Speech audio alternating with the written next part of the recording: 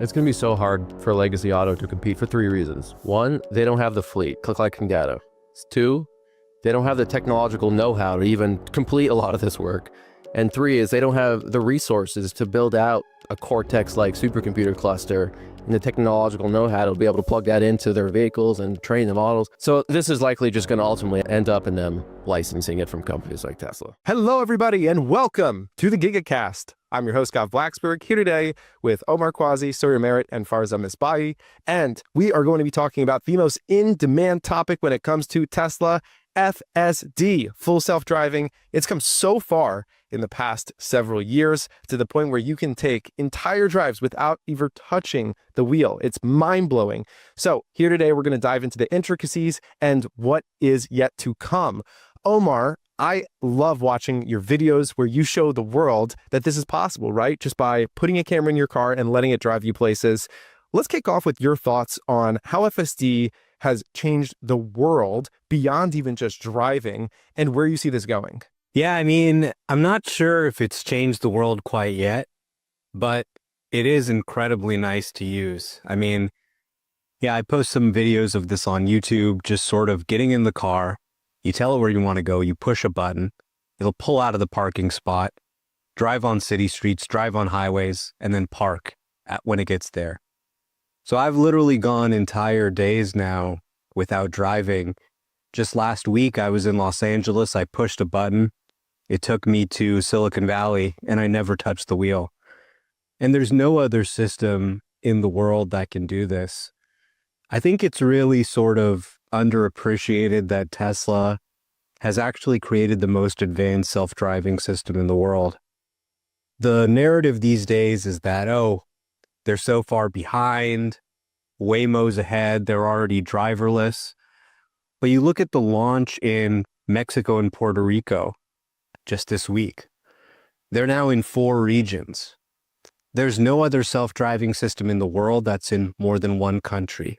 They're live now in 4 countries. And when you see some of these latest versions that are rolling out, I think for the first time it's getting easier and easier for people to believe that they're going to reach an unsupervised service this year. So I love supervised FSD. Honestly, it's so nice.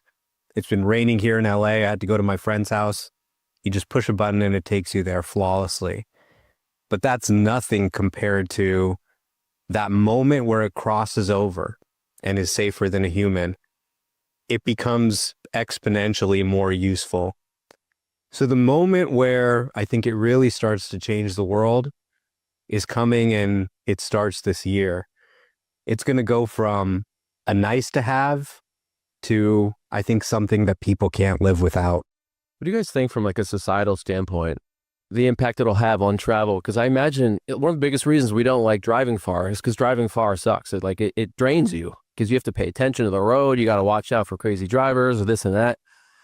I do wonder if humans will be willing to and start traveling much farther and be willing to take 8-hour drive, whatever it ends up being in a robo-taxi world. And so I wonder if we'll see more movement around the US than we did before.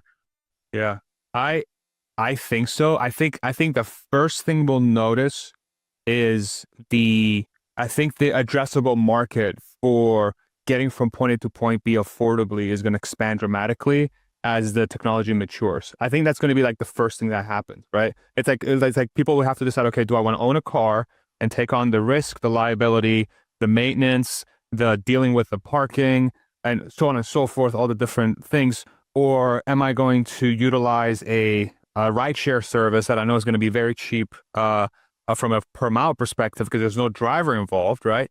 And the unit economics of spitting out that specific unit are very low because it's cost no more than 20 grand to make that, let's say, that 2-seater point A to point B machine.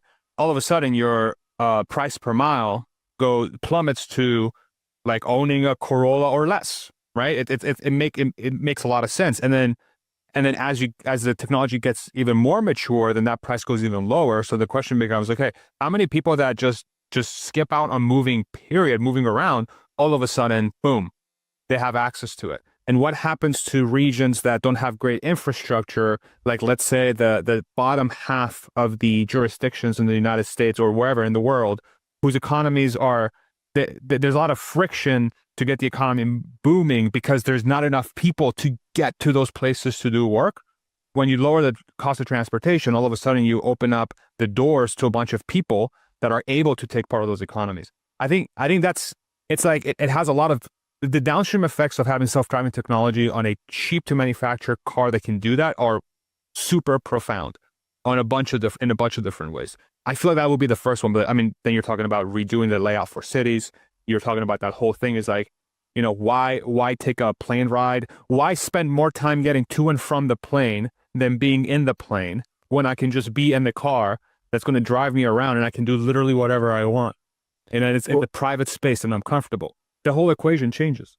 Well, it's that piece you just hit on, right? It's getting to the point where we can literally do whatever we want. And I think that there is some misconceptions potentially around FSD right now and what you can and can't do when you're inside of the car. Because right now, I mean, you can't do whatever you want, right? There's eyes essentially watching you from the cameras. You have to have your eyes on the road. You used to have to touch the steering wheel a certain amount of times. Omar, maybe you're best to talk to this because you've been utilizing FSD for a long time. How has that adjusted over time? And when we get to the point where we can actually just do whatever we want? Yeah, I think Sawyer makes a great point, which is really probably the number one reason we don't drive more is because we have to pay attention. We have to be on the road. We can't do other things. So right now there's a camera that watches you and makes sure you're on your phone because the system can still make mistakes and you have to take over. But it's really becoming kind of a formality. I got 2 strikes the other day just because it's gotten so good that I do start kind of checking my phone. And it does seem kind of superfluous that, it's enforcing so hard this no phone rule when the software is really getting better and better. So you are seeing it get to that point. And I think really for people, when you take away that restriction, it's just as simple as turning it off. Just like they turned off the requirement to hold the steering wheel, they're going to turn off the cabin camera requirement. And when you have that unlock of, okay, you can use your phone, you can work, you can do whatever you want, I think really, the amount people travel shoots up, the amount of supercharging revenue Tesla generates shoots up, the utilization, the number of megapacks they need, everything in their core business, just transporting people around, it goes up by an order of magnitude. Just because if your car can drive itself and you can do whatever it wants, it really becomes like a mobile living room. What's the difference between really sitting on your couch and watching TV and sitting in a Cybertruck that's driving you around wherever, and you can work from there, you can relax and enjoy some scenery, go somewhere. It really is a paradigm shift. I mean, the implications for real estate, for where people live, it's enormous. And people have been talking about this for a long time, for maybe 10 years now. But we're now getting to a place where we have 8 million driverless rides in the United States a year with Waymo. That number is about to double and triple and quadruple. And it'll change transport forever. One thing I feel like a lot of people don't think about is in a robotaxi autonomous world is parking. And I was talking with someone about this the other day, is like, I think the median percentage of land dedicated solely to parking in major cities is like 25%. And if you have a bunch of robotaxis, you don't need to park them in the city. You can send them out. And so what do you do with all this like extra land that you don't need for parking anymore? Like you could build more buildings or, recreational spaces or green spaces. It really starts to make you rethink the city from a fundamental design standpoint. Yeah, there was this one thing that I heard about. I think it was UPS. It was one of the logistics companies, the 3PLs, that was doing like shipping, transporting goods from one place to another. And I think they were partnering. It was when Amazon was scaling their business or whatever. I forget what it was, but basically the problem was the carrier UPS or whoever that was incurring a tremendous amount of costs by parking the plane at the airport in the hangar, waiting for the stuff to come, just like parking. And then they're like, okay, hold on. So do we pay the fees to wait at the airport, or do we just fly around, and just wait in the air until we're ready to go? And it's the analogies there. And it turns out that flying around and waiting to be ready to go is cheaper than just plopping down and just waiting for something to come. And so in a driverless world, I mean, planes are very different because, you know, you have to land them and they have to go up and stuff. But in a driverless world, the utility of that car, it becomes so much greater, right? To the point where James Dama brought this up when we were talking to him, and this kind of blew my mind, is like, if you think about the function of having a self-driving vehicle in say peak times, when something is about to go down, like we went to a Metallica concert a year or two ago in Dallas, and trying to get out of the Metallica concert was a madhouse because it's insane. It takes 1,000 years to get an Uber, and you have to walk like a mile out to be able to even get one. So the reason why that is number one, there's not enough drivers around to deliver people around, and number two, the economics behind staging all those vehicles beforehand for people to come out doesn't make sense because you need people sort of like, those people need to make money. But when you have a self-driving vehicle, like this is sort of the opposite spectrum of what I discussed before. When you have a self-driving vehicle, the running costs are so low because there's no human. You could also just plop all those cars at that event center a few hours before people come out, and it costs you like, what, 5 cents of just running energy to keep the car warm. And then the second the concert's over, everybody comes out and there's enough cars to take everybody out, and then boom. And then that entire process got so much better. So you get a twofold improvement. The service to the customer becomes significantly better because your waiting costs have plummeted. And then you also get the secondary effect of, because you don't have a person in the car, you can do whatever you want with that unit. And it transforms the layout of your cities, to your point. It's crazy. I mean, Yeah, I mean, I think of improvements. I think the parking thing is really interesting. And you remember at the 1010 event, Tesla showed kind of these, you know, green areas around Dodger Stadium that are filled with parking. And it really is true, because parking right now is dominated by humans need to park close to where they are so they don't have to walk very far. Now, if you have a car that can actually go and drive a few miles and stop somewhere else, or even go home or go wherever, you don't need to have that parking spot right next to Dodger Stadium, right in the middle of downtown, or right in that high value area. I mean, think about the housing that could be built, all the space you're sort of reclaiming. We've seen with LLMs, the world really change in terms of how people do work. But this is going to be the first time that I think we see AI really transform the look of the world, where you see things change in your city that just wouldn't be possible without AI.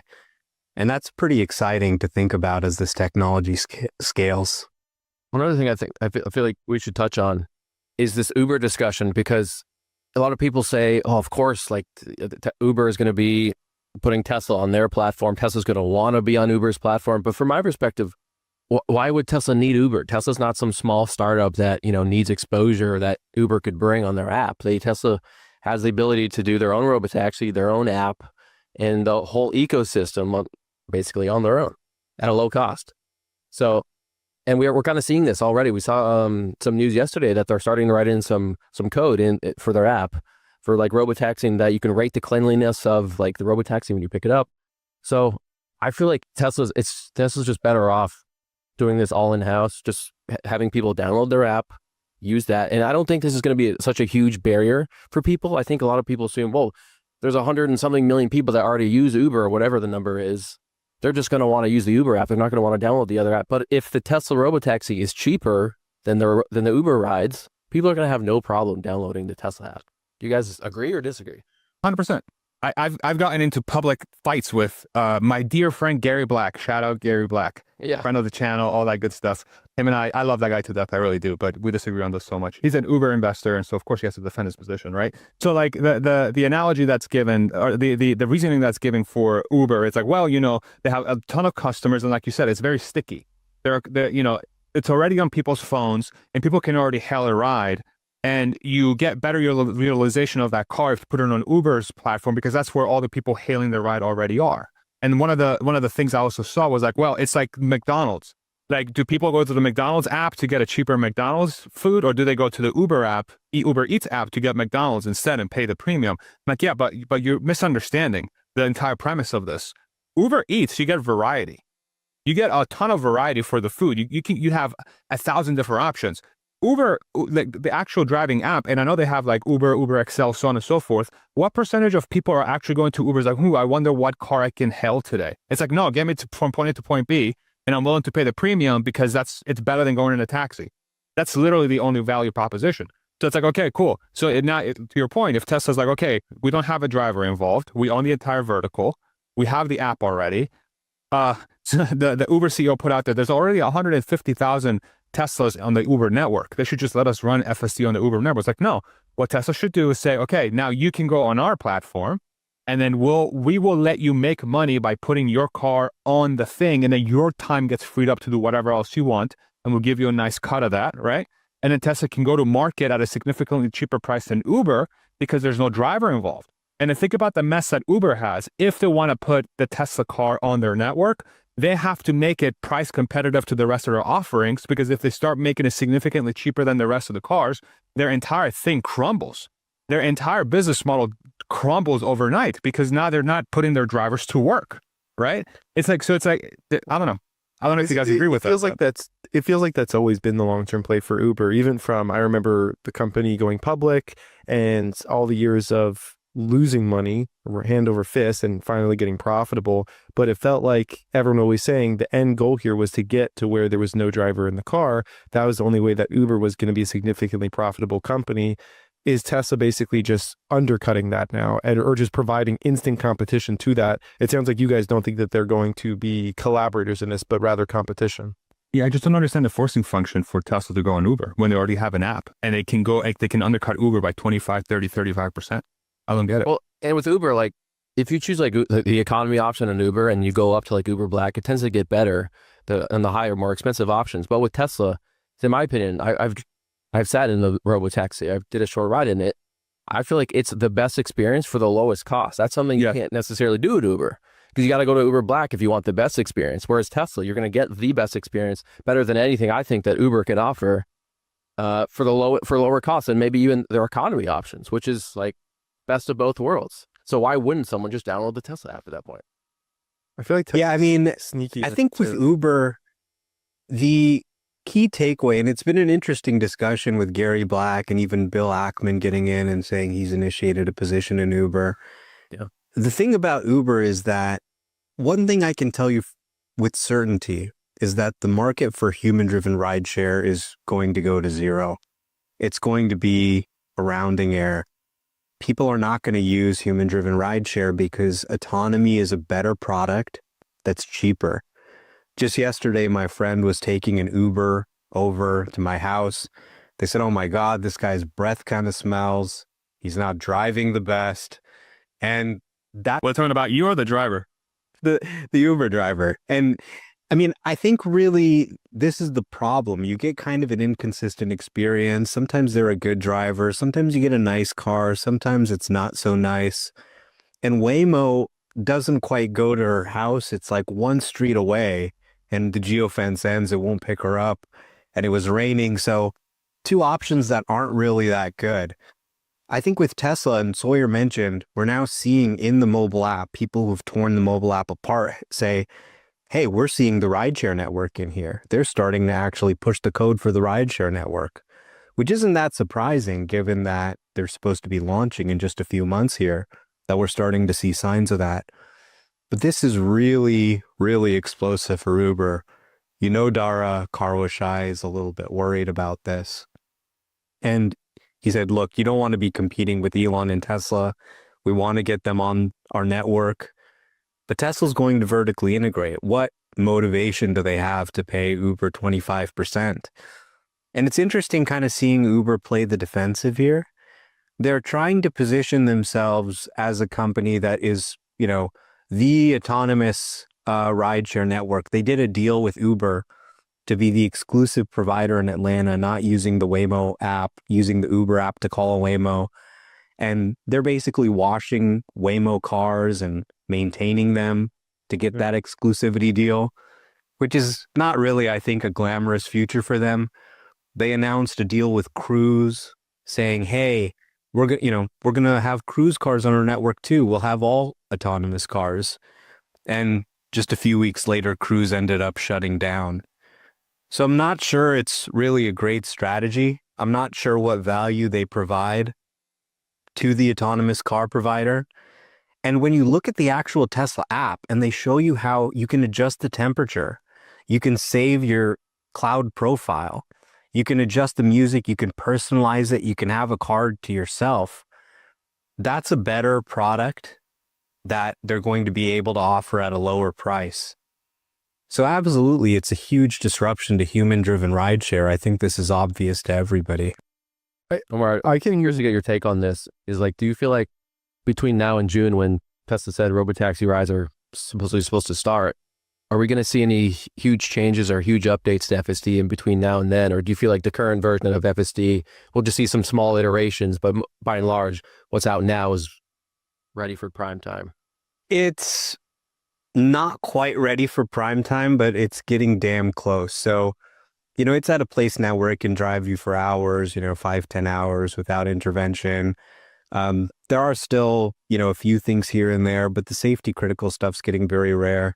What they're going to launch with in June or December, whenever they launch, is going to be actually FSD 14. So there are some major updates that are coming, in particular, the 3x larger model. This is going to make the driving much more human-like, handling the emergency sirens by audio, destination options. You can see a lot of these improvements in the upcoming improvements here, but they're really in the home stretch in terms of getting the software ready for unsupervised. And the next few updates that we're going to see, hey, Chuck Cook actually saw some cars circling his neighborhood, so maybe we'll even get that update with the 3x larger model this weekend. And at that point, I think we're going to see why they have so much confidence in launching the rideshare service. I have a lot of still questions on these pieces, but I do agree with what you guys are saying. And to be honest, the more we're talking about it on here, the more it does seem like the concept that is Uber is going to become one of those really outdated things. It's kind of like, okay, we used to get into cars with complete strangers that we had no idea who they were. They could be eating their dinner while they're driving us places. The music is theirs. The sound quality, the whatever's going on in the car is theirs. And then we switch to this. And it's almost like the move from, I don't know, we used to wash our clothes by using a rag and rubbing them. And now we put them in a washing machine. And it just does all the work. And it's a whole different experience. So the more you guys are talking about it, the more bullish I get on these pieces. Yeah, now it's your car. It's not riding in someone else's car. It's your car. Yeah, I think people like privacy, and that the cybercab's going to be that. So you're just in there by yourself or with someone else you don't have to worry about some random driver. So that's the craziest thing, I think. I think you said, Omar, is most people can see how this is going to play out. I don't think so. I still feel like there's a segment of the people that are studying this that are stuck in the whole, well, the riders are on Uber, and it's almost like they don't understand the multifaceted wins that you get from a self-driving vehicle, and the privacy one's by far the biggest one. By far the big. I think they're scared to trust a machine. I think that's still where most of the fear comes from, and the reluctance to accept the idea is that people are just scared to have no control or not have another person have any control. And correct me if I'm wrong, but that's the biggest pushback that I get. Here's the thing. That's the fear before you've tried it.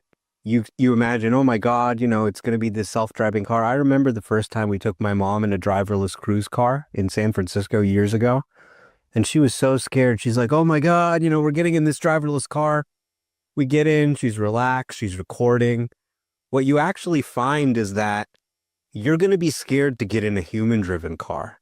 Yeah. The self-driving car is so good at driving. It's so consistent compared to the Uber driver. The Uber driver, sometimes you get a good driver, sometimes you get a bad driver, sometimes they're driving crazy. That autonomous car is driving the same way every time. Yeah. For women, a huge concern for them is getting in the car with some random guy, especially at night. Huge. My fiance doesn't like to use Uber for that exact reason. She just feels uncomfortable doing it alone. It's a huge thing for women. And, we're talking about 50% of the population here.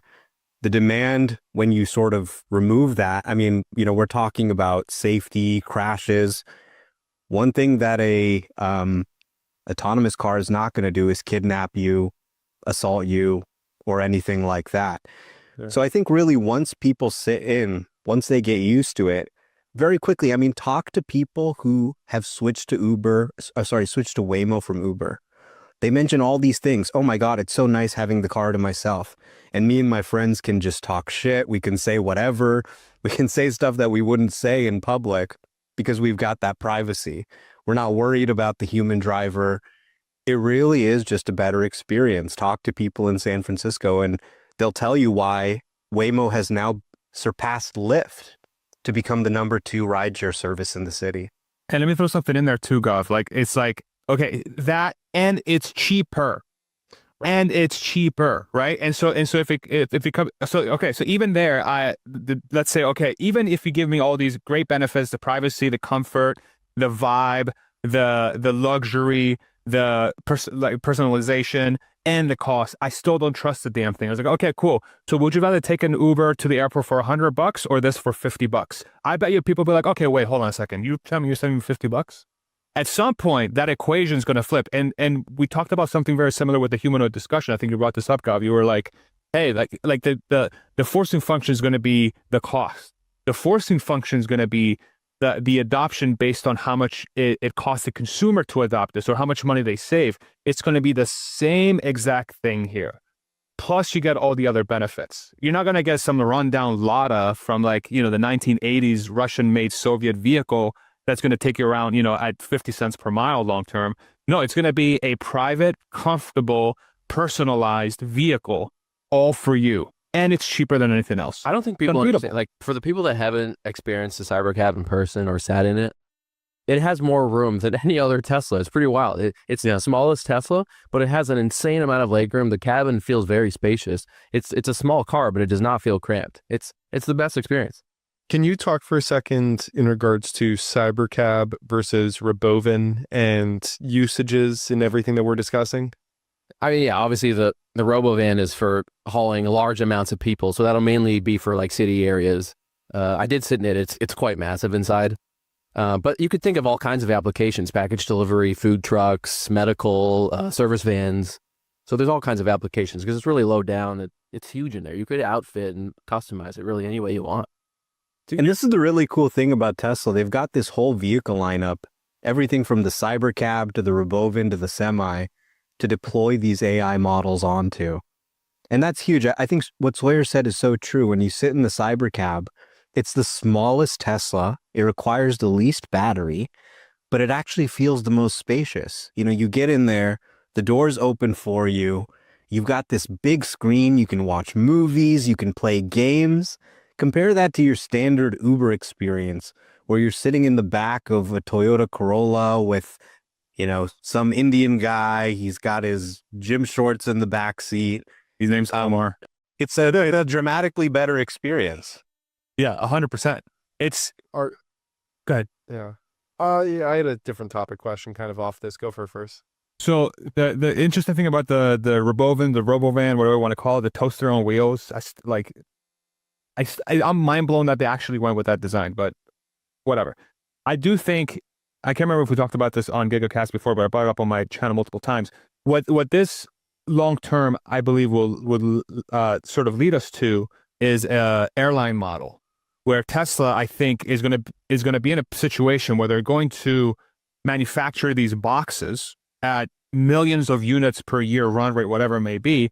And once the regulation catches up and the technology catches up and more people adopt the technology, now you can start customizing these interiors for a bunch of different type of use cases, right? It's not just point A to point B like Sawyer said, or like transportation, but I don't know, maybe you'll have a limo style or a sleeper cab or a workbench, you know what I'm saying? And then the interesting thing will be, will Tesla take that on or whoever makes that, or are they going to outsource that? Yeah, I would say they'd probably go like the police model where like Tesla manufactures it, but someone like Unplugged Performance actually does the upfitting. So they probably would outsource it, would just be my guess, just to simplify production and stuff. But I could be wrong. I agree. I think it's going to be like a Boeing, Airbus. They make all the planes, and then you have 20, 30 airline providers that customize the plane to try to rip you off as much as possible. But honestly, if you take a look at the Tesla gallery site where they have the images, they have some really interesting concepts for what you can do with this vehicle. I mean, This is, I think, more of a concept stage than any other vehicle right now. But you look at, them showing school buses, large vehicles. There's so many different use cases for this type of large vehicle. And I think it's really just going to be an open space for people to design whatever they want. They showed people having like a mobile food truck where you can actually come in and order food in there and it can move around, a school bus, so many different use cases there in the gallery. Exciting stuff. Yeah. The one question I had, and I figured like people that are listening might hear about this because we're talking about a few different of the self-driving platforms. I'm just curious right now what you guys see as the best tech in these areas. Are they all using similar tech now? Because Waymo, of course, they've got like these big cameras on top, and then Tesla, you've got different camera placements, and there's undoubtedly going to be more competition coming into this area. I got really entranced with Tesla probably around 2018, I would say, was when I started really leaning into things and like, reading these articles of Elon sleeping on the factory floor after 100-hour work weeks. And they were also exploring LiDAR still at the time, before I believe that they just decided that they weren't going to use LiDAR at all. And I'm just curious if you think that where the tech is now is the optimal place, or if there's going to be more advancements within tech to other pieces that get added on to enhance FSD. Just curious from you guys who've really studied it. I think the fundamentals are there. Like, I think the vision approach is the right one. I know a lot of people disagree with that, and they think there needs to be a bunch of radars, LiDARs, and whatnot. But I think Tesla will continue to upgrade its hardware and stuff. Like, we're going to see hardware 5. I think Elon said that would bring a 10x improvement or something versus hardware 4. So we'll see that. But by and large, I think they mostly have the fundamental structure of what they need to deliver full autonomy at this point. Yeah, I mean, I think I would say the second best in the United States is definitely Waymo. But when you look at Waymo's technology, it's very different. I mean, you can just look at the car and see all the stuff sticking out. They have an approach where they map the whole city, and they've got LiDAR, they've got radar, they've got all these sensors on the car. It's a much more spatial approach. And honestly, I think what Elon and Karpathy did here, going with the pure vision approach, is really going to go down as a legendary bet that paid off extremely well. People said it was impossible to drive a car with just computer vision. Nobody expected them to get where they are today. And it's kind of counterintuitive because you think, okay, having these lasers where I'm shooting the laser out and finding exactly where everything is, that's how I'm going to really understand what's happening around me and have great self-driving. But it turns out self-driving isn't really about that. It's not just about knowing what's in front of you. It's about seeing what's going to happen in the future. It's about that guy who's standing on the curb, and is he going to cross the street or is he going to stay there? That car that kind of looks like it's veering over, is he going to change lanes or is he going to stay there? And it turns out that deep learning is really the key to cracking that problem. Having a huge data set and training on a GPU cluster to create a model that can sort of make those predictions very accurately. And having a large data set, because you're a vision-only system, is really conducive to that. And that's why if you come here in Los Angeles and you take a Waymo and you take Tesla FSD, you'll find that FSD is actually smoother. It's actually more comfortable. With the Waymo, you're going to see more harsh braking, more kind of sketchy moves. Can I throw a question out there? Okay, so with the assumption that Tesla's vision-only approach and using their end-to-end neural net sort of thing where it's training compute plus inference on board, and the inference computer is what sort of executes against the driving, right? They basically upload the AI code to the inference computer, and the inference computer knows how to drive the car around. So if we saw the DeepSeek developments from the last few weeks, we saw that, hey, like you can come up with a pretty close model to what your competitors are doing, let's say in a lot of different areas, and you can open source that and upload it anywhere, right? How much of a moat is Tesla's approach to solving self-driving? Like, do we think that there is a risk of Chinese competitor coming in, I don't know, stealing their freaking their weights and then just uploading it online or something open source, or somebody developing something similar? Like how do you think about that? I think unless a Chinese competitor has a large fleet with that technology built in, they're probably going to have to rely on synthetic data to train whatever model or system they're doing, right? That's why Tesla has a huge advantage, I think, long-term in scalability versus Google's Waymo, is because Waymo, I think, has 700 to like 1,000 Waymo robotaxis on the road, but Tesla has 7 million plus vehicles worldwide that they can gather data from. That's just something Waymo can't do. So that's why I don't think Waymo has a scalable approach, but the Chinese are really impressive. What they do, they can do a lot with very little. So theoretically, yeah, it's possible, but I just don't know where they would get the data unless it's synthetic, unless they have a huge fleet gathering that. Yeah. Yeah, I mean, I think the blueprint for self-driving is kind of out there now. All you need to do is collect millions of hours of driving footage, get a huge GPU cluster, and, train an end-to-end model. Easier said than done, obviously, but it just requires, billions of dollars of capital, time, a large fleet, but anyone can do it. And in time, over the next 5 to 10 years, others will all copy Tesla's technology, not necessarily steal the weights, but they'll adopt similar approaches. Just like you have iOS and Android, everything in technology, anything good, people want to copy it. Yeah. But I think the moat for Tesla is not necessarily going to be just being the only ones who can train a self-driving model, but it's really that vertical integration we've talked about. They train the model, they make the chips, they run the rideshare network, they design the vehicles. Like, even in this video about the new Model Y, they talk about the little cut in the body panel that is moving airflow over the camera to clean it. So now they don't need extra hardware to clean it. That level of vertical integration, I think, is going to let them deliver the lowest cost per mile.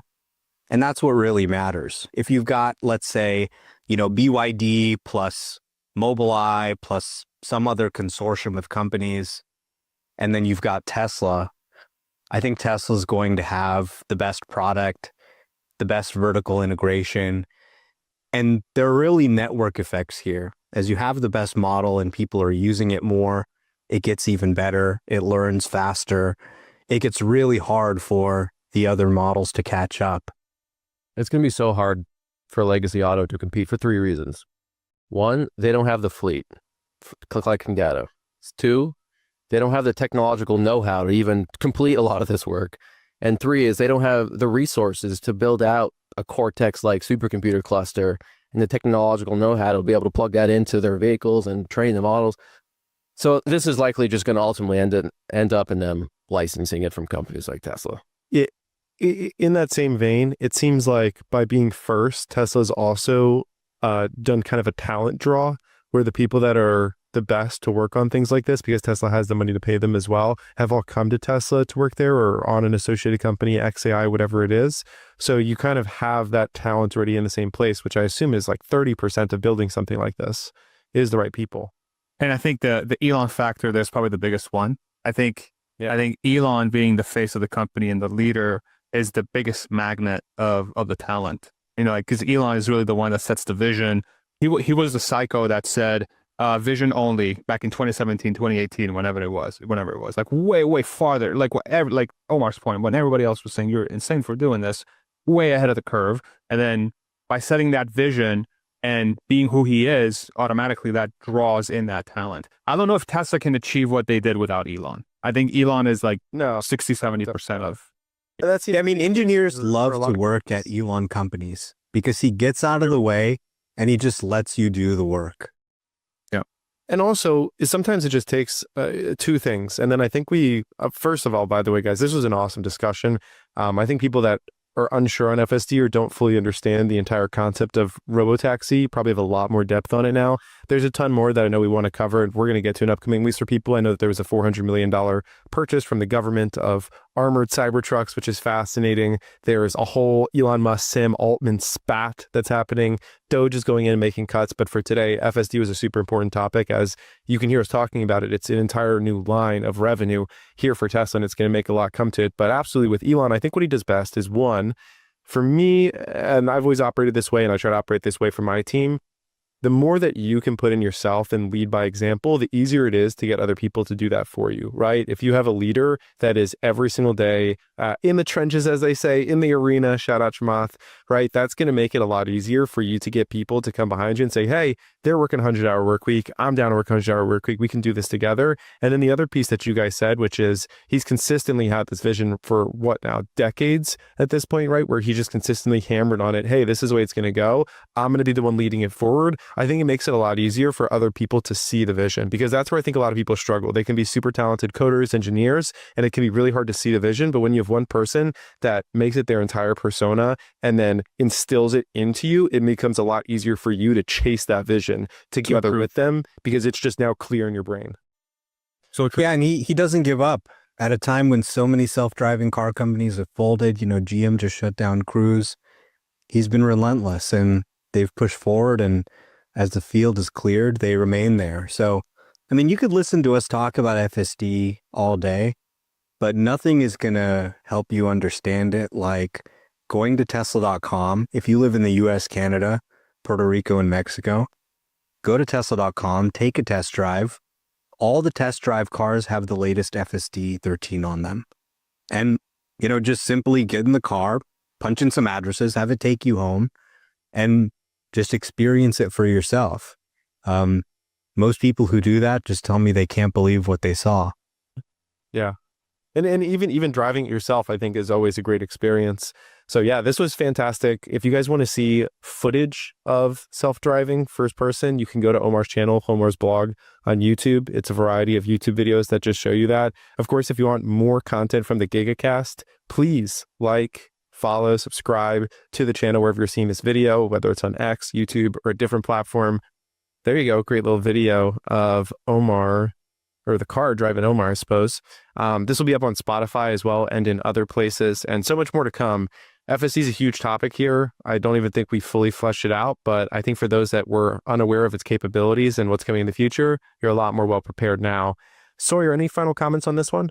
I think we covered it. I really hope that Tesla and Elon, they deliver on the June timeline. I think we're so used to seeing delays, but I really hope they get it with this one. I'm just expecting that to be Model Ys. I think Franz might have said Cybercab 2 in the Jay Leno interview he did recently. It's probably just going to be Model Ys, but we'll see. that was going to be my question, actually. If I can, so do you think they'll launch in Austin with Model Y or Cybercab? Because I think it's going to be Cybercab. I'm still expecting Model Y. I'll be honest. I hope I'm wrong though, because that would be. Could you imagine if they do Cybercab? It's going to look insane down here.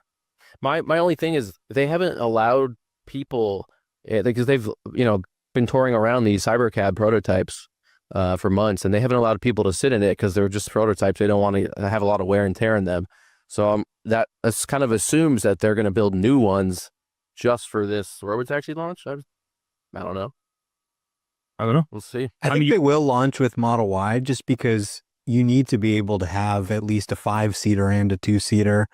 They have a lot of testing with the Model Y. I think the new Model Y will really be perfect to launch with. I don't know if they'll make it by June, but I think there's a good chance that they make it by December. And, you just tried the latest FSD update. It's getting harder and harder to doubt that they're going to achieve this. So this could be a very big year for the Tesla AI team, one they've been working towards since they started this project years ago. Yeah, I think this is momentous here with everything they're outlining, and I'm super excited to actually be able to get into one of these robotaxis and make our way around the city and feel it for yourself. Like you said, right? There's nothing like feeling it for yourself that's going to make you believe. You can go to Tesla's website and do a test drive. If you're friends with any of these guys I'm speaking to, you can hit them up on the side, maybe see if they'll give you a ride. I like the Apple Vision Pro. You can hear about it. It's really cool to hear about it, but it's a whole nother thing to experience it. It's pretty crazy technology, overpriced, way too heavy, but you got to experience it in person. It's like a Vision Pro, but it actually is useful. I want a time capsule. Well, actually want it.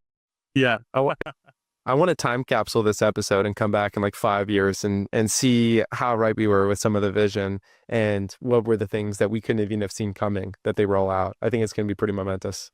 Yeah. Only post it in 5 years if we're right. Yeah. It's only when you're right. All of this footage is wrong. Yeah. That's going to do it for today, everybody. Thanks for watching the GigaCast. We appreciate you all. We'll be back next week with another episode. Welcome to the GigaCast. I'm your host, Gav Blacksburg, here today with Omar Quasi, Sawyer Merritt, and Farzad Misbahi. And today we are talking about a $10 trillion topic. You know it. I know it. We all know that it's coming. The robots are here. What's happening next? Tesla, Optimus. It's a time of innovation. So excited to talk about this with this knowledgeable group. Let's get right into it. We learned a lot more about Optimus, it feels like, just in the last couple of weeks. We've seen videos, announcements, bold predictions. Let's talk about it. Farzad, kick us off with your thoughts. Yeah, I mean, I think from my perspective, it's interesting to see how quickly the story is revolving. And I'm actually really interested to pick y'all's brain on this. We saw the job postings, right? What was it, like 60 something positions, Sawyer? How many was it? Yeah. Yeah, about 60 something. Okay, so is that an acceleration of the program? Is that how they were planning on going anyway? Like, I'm actually really curious to see what you guys are thinking about that, because the way I view it is, generally speaking, the market and the general population views this thing as total sci-fi. Like, it's there's no way we're going to have human or robots in 2025, right? That's the general sense I get. And yet it seems like between the guidance we got from Tesla at their earnings call just these last couple of weeks about, 50,000 next year and whatever, $1 trillion by whatever crazy prediction that Elon had. So you have that. And then on top of that, you have your Apptronics, you have your figures, you have all these Chinese makers. They are going super hardcore on this thing. It's obvious that there's a huge push towards this technology. And so do we think this is an acceleration of that, or do we think this is just like, hey, Tesla's been working on this forever? Like, what does this paint? I feel like this sets up Tesla so freaking well for the next couple of years from a human or robot perspective. This is probably quicker than most people expected. But I can't remember, Elon said on the Q4 earnings call, didn't he say that Tesla was going to build, I think, 1,000 this year or something, right? Yeah. 5,000, I think it was? I think it was a low thousands, roughly. But I think most people expected that to be at Giga Texas. So I think some people were surprised that this is actually going to be at Fremont. And team, if you could bring up that Cybertruck photo, I don't know if people remember this, but 2 years ago on Tesla's, I think it was a Q1 or Q2 earnings slide deck, they shared a photo of the Cybertruck pilot line actually at Fremont. And obviously we know the Cybertruck is not currently built at Fremont. But they did this essentially, work out the kinks and work out the issues before they begin mass production at Giga Texas. So I think that's what they're doing with Optimus now at Fremont. I think they're going to do the same thing. The engineering HQ is right next door over in Palo Alto, so that's super close by. And all the engineers that they probably want for this type of thing are all close by in the Bay Area in general anyways. So I think this is just them starting early, getting things. I think it's still going to take a while to get to like full mass production, but I think they're doing this at a good time, and they probably, they're probably going to have these job postings up for quite a while until probably through this end of the year. But I think it's bullish on the timeline. Farzad, you looking to get back in there? What, in Tesla? No, dude. I love what I do. I really right do. in time for him to get replaced by a robot. Hell yeah. People were making that joke that like all these job postings are just for people that are going to get replaced by the Optimuses that they're building. Well, I think, what's interesting there though is like I really think I used to be on the sort of like the bandwagon, and this is shifting for me. I mean, it's the progress in AI has been so unbelievable. I really do think that there's going to be a big tension as this technology takes hold as way quicker than people thought. I think you're going to have, in my opinion, I think there's going to be a big time panic in the coming years from some people that are like, holy crap, I didn't expect there to be human or robots walking around in my factory. Holy crap, I didn't expect there to be human or robots walking around my warehouse, right?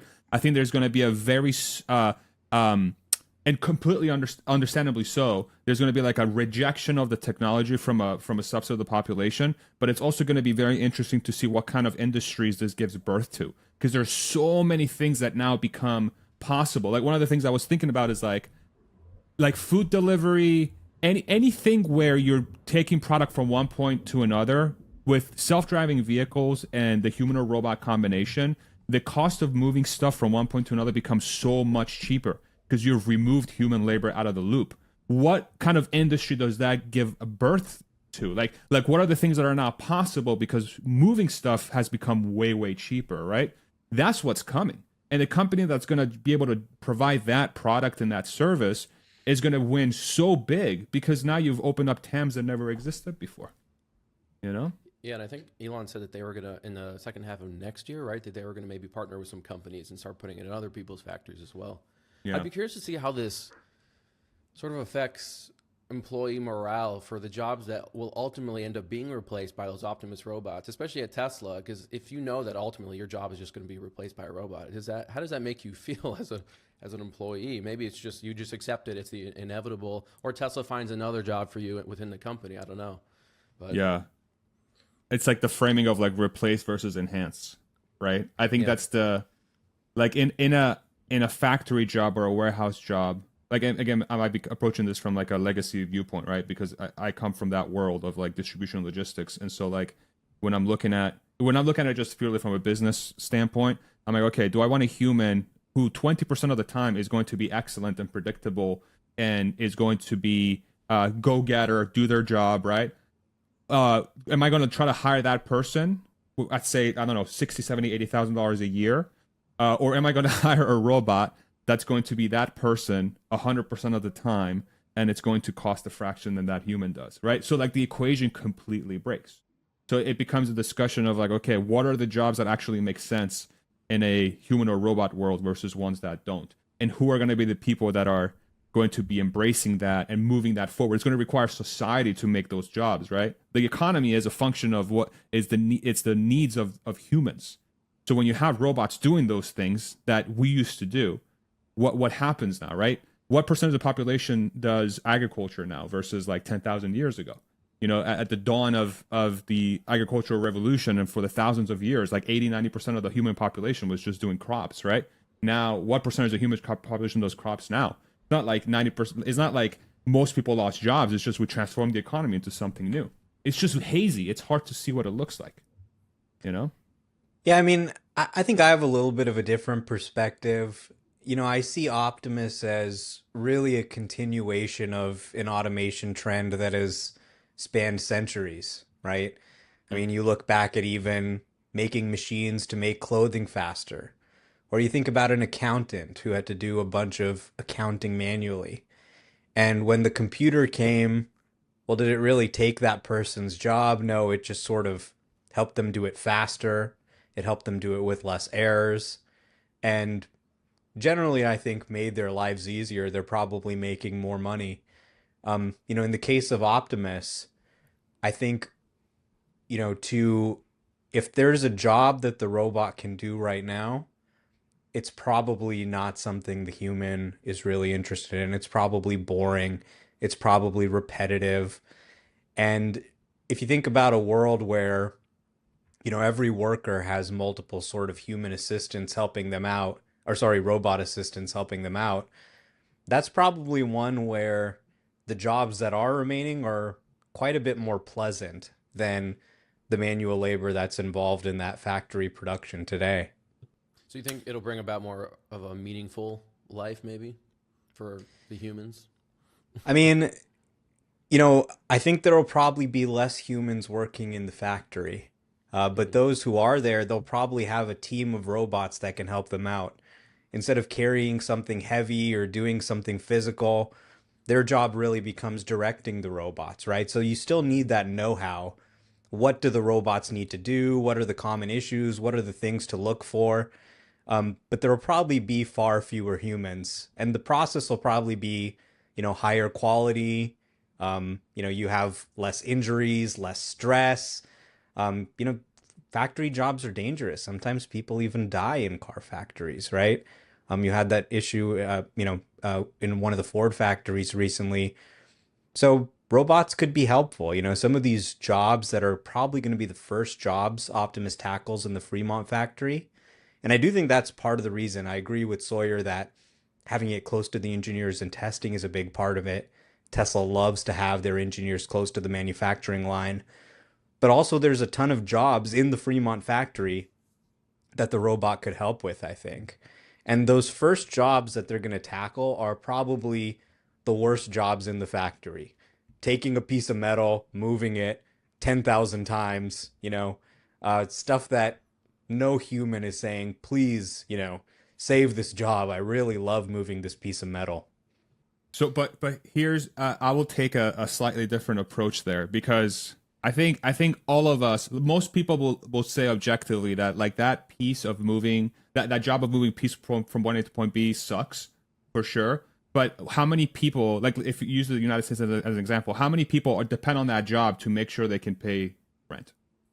Right? How many people depend on that job to make sure that they can pay something? That's where I'm like, if I'm thinking about it realistically, like I've worked in warehouse environments, I know what the makeup of the labor force looks like, right? If there is a situation where the human or robot legitimately displaces human labor because it makes no sense to hire a human to do that job, by default, you're going to lose a certain, humans will not be needed for those jobs anyway. There's going to be a transitionary period. What happens in that transitionary period? Those people that will be offset in those industries are usually of the lower rung of the economic ladder. So now you're basically saying, hey, I know you're already having a tough time meeting ends meet, and you're having a tough time paying for rent and paying for whatever, for food. Oh, by the way, this robot can do it better than you and cheaper. So do we have an economy that's going to be able to, is that person going to be able to take advantage of the economy in that world immediately, right? That's where I struggle really deeply, because I don't know if the economy is set up to be able to absorb that person in another role in that type of financial situation. I could be looking at it completely wrong, but I almost lose sleep about that, because I think that could cause, like, as great as the end state of automation looks like, that transitionary period to me still feels really hazy. And those very difficult conversations are going to be had, in my opinion. And one of the things that I'm very thankful of, at least that's starting to happen from my perspective, is that now we're having conversations around, hey, are we sure we have a government that's responsive enough to the will of the people to make sure that we can absorb things like this, right? That's like the whole Doge stuff that's starting to move a little bit from that perspective. But I think Omar's right in that we're good at adapting, right? I kind of agree with you, though, that in that sort of in between period, the transition period, where maybe we haven't quite adapted yet, those people might kind of be screwed a little bit temporarily. But I think ultimately we'll find some sort of job, some sort of income, some sort of purpose for those people, something to do with their lives other than just like what Elon says. Like, where's your idea go? Because McDonald's is like the classic joke, but like, why would McDonald's seriously hire people over the robot that's never going to give attitude, right? It can work all day. It doesn't have to take shifts. So I'm like, I hear both sides as well. And I want to flip this back to you in a second, Sora, but one side, no brainer, right? Society moves forward. We can build better than ever before. We have a stronger workforce. It's great. Other side, very dystopian, like you're saying, Farzad. There is this massive portion of people, right, that is what's happening with them. And I honestly have no clue. Sawyer, I hear what you're saying, like, oh, it's like, maybe you're out of luck, we'll find a job. But I'm like, when you theorize, like, what is that job? I remember when everyone was worried that the renewable energy industry would put out a lot of coal workers out of jobs permanently because there's no maintenance or anything you need to do. But it turns out actually you can create quite a few jobs in the green economy. So I'd be lying if I said I knew exactly what kind of jobs these people that are going to be replaced by Optimus robots or humanoid robots would ultimately have. But I think we'll just find something for them. I know Elon says the AI and like humanoid robots are a part of this. We'll bring an age of abundance, and we might sort of have a crisis of meaning, right? What's the point of life? What are we doing every day with our lives if everything's just automated? But I don't know. I just kind of believe in the human existence and our ability to adapt.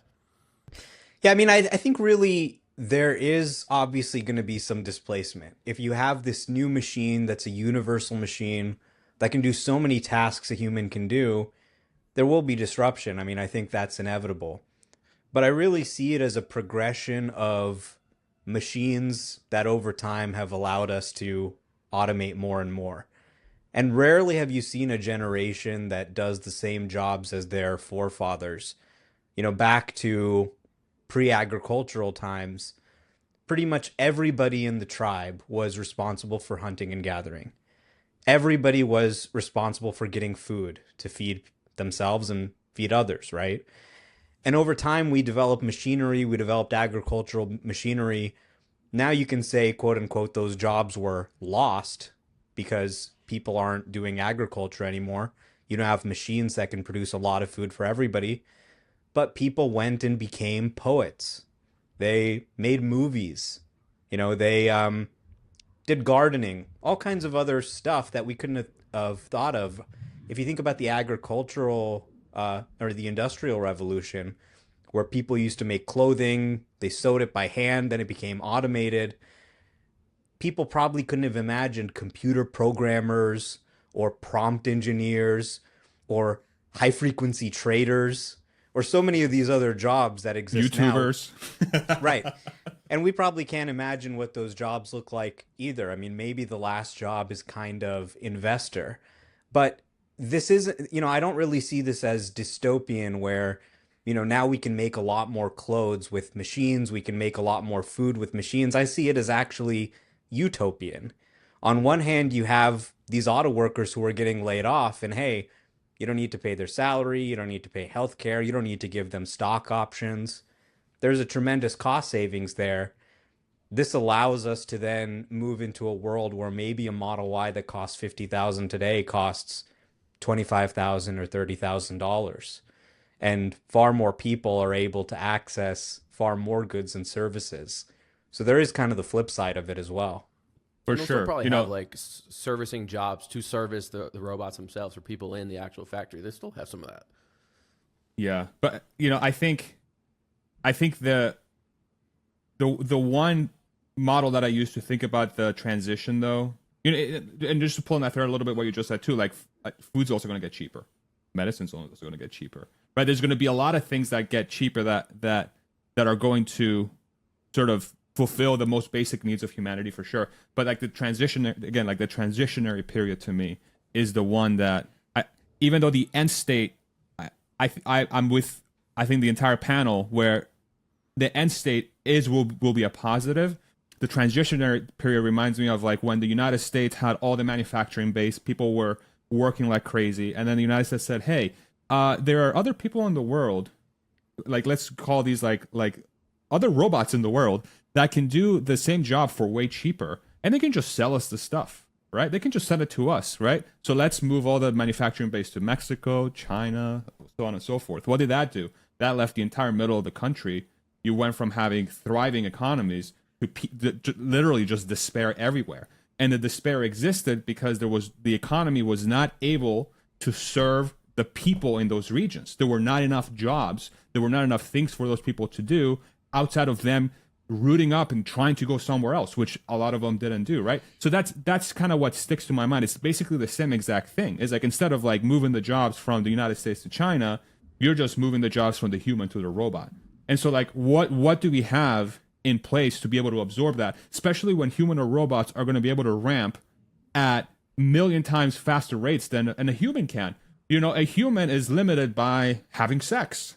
A robot's limited by how many materials you can push through a factory, right? So like the shock, like that's the shock to the system of how quickly you can dump these things on the public to make things way, way cheaper and way, way more affordable.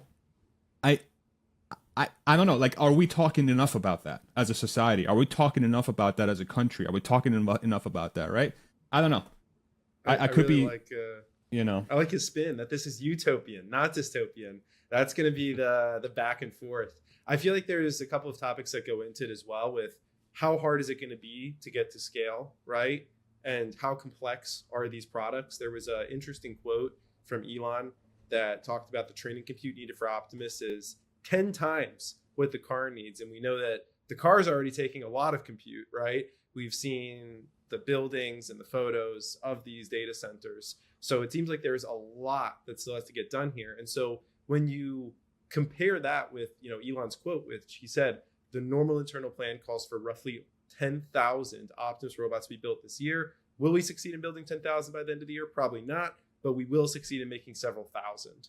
So several thousand by the end of this year. I can only imagine next year what they're looking at. Really high levels of compute. He talked about the complexity of just the hand, let alone the brain. So I really would love to hear your guys' thoughts on how feasible the timeline is here. Is this something like FSD where there's, V1, but then to get to V13, right, where really it seems like that's where you guys saw the inflection point? There's just a lot of moving pieces.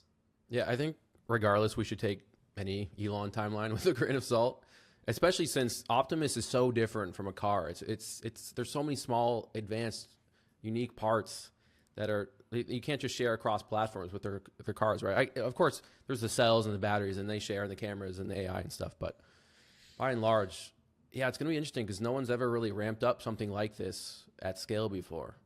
But I do believe in the team's ability to iterate quickly and to, fix any issues on the production line quite quickly and to be able to adapt. So I'm not expecting, a few thousand units this year, but I hope I'm wrong because that would be incredible. Yeah, I mean, I think they're producing maybe dozens right now in a mostly manual line. But this is classic Elon, right? When he unveiled the Optimus, he said something like, "And we're going to start production next year," or something like that. And of course, they didn't actually start production a year later. But he loves tight deadlines, and I think he said it really well on the call. We'll set the goal at 10,000. We probably won't make 10,000 this year, but hey, if we make a few thousand, that's a few thousand humanoid robots, and then we're ready to scale up from there. So, I mean, this is really a case where the AI models they've trained, that real world AI that knows how to move around the world on its own safely. And it's just insane when I use FSD, how smoothly and perfectly it's doing every drive now. It's raining here in LA, doesn't make a difference. They really have trained some of the best models in the world for this. And I think it's such a classic pivot where you're taking what you really know how to do well as a company, in their case, FSD, and pivoting into a product category that I think can be bigger than the entire auto business. So this is really what matters long term. It'll probably be a while before it's material, 6 quarters, 8 quarters. And in the meantime, people are going to be looking at the auto business, which frankly doesn't look to be doing too much better than 2024. But long term, if they are actually able to get this out into the market, I mean, you see companies like OpenAI, companies like Boston Dynamics, there seems to be widespread consensus, not just among Elon, but among the industry, that this is $1 trillion market that's forming here in humanoid robotics. Yeah. Well, I 10 trillion. 10 trillion, right? Yeah. I view the sort of the ramp in a very similar way. Like the hockey stick will happen at some point, right? Who cares if it's 2028, 2030, 2032, 2035? There's no other company, it seems, that's as well equipped as Tesla to be able to have that hockey stick moment with humanoid robots. They have the entire vertical. Like they understand manufacturing better than anybody else on the planet. They understand real world AI better than anyone else on the planet, right? They have an entire ecosystem with the app and everything where they know how to serve this to the public better than anybody. It just happened to have everything in one place, right? And even if you look at it from a compute perspective, and I'd love to hear your take on this, Omar, because you're the I think the most technically savvy out of all of us. I could be wrong, but even the 10x compute comment where Elon's like, "Yo, we need 10x more compute to sort of replicate what the bot's going to do, similar to the car in its domain, right? So the car is becoming extremely good at driving. So the bot, to be an extremely good bot, is going to require 10 times the compute. Even there, like, what are the advancements going to be like in compute in the next 5-10 years? What are the advancements going to be like from like the architecture and we saw the breakthrough with DeepSeek, right? With the inference stuff. Like, okay, cool. Tesla's probably going to experience the same exact thing. Like, this space keeps revolving. So in 2025, it could be a 10x compute need, but in 2028, it could be, oh no, we got what we need. We just need more data or whatever, right? So I'd be curious to hear your take on that. Like, do you think I'm barking up the right tree? Yeah, I mean, I think Elon's probably right. Training it probably is 10 times more complex. You probably need 10 times the compute, but luckily, NVIDIA keeps putting out new chips, and they put out a chip and they go, this one's 4 times faster than the old one in certain tasks, and we're going to sell it to you for the same price. And, software keeps improving. Generally, the cost of training and inference is going down consistently over time, and that's going to continue. But I do think some people kind of underestimate the difficulty and the complexity, to Elon's point of it being sort of 10 times more complex.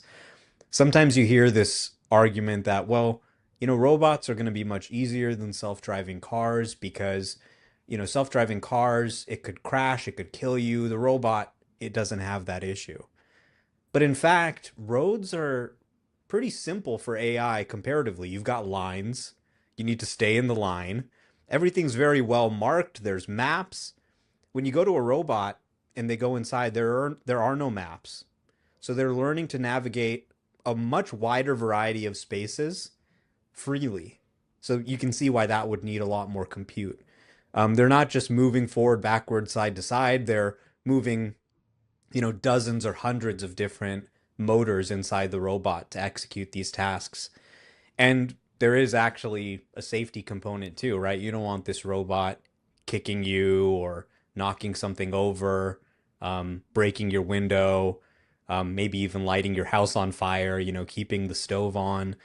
So the intelligence capability this thing is going to need to really be a consumer product is going to be at a level we've never seen from AI before. I mean, we're talking about practically human level intelligence, AGI, that has to actually not run in a data center like OpenAI, but actually just run on the robot itself using Tesla's inference chips.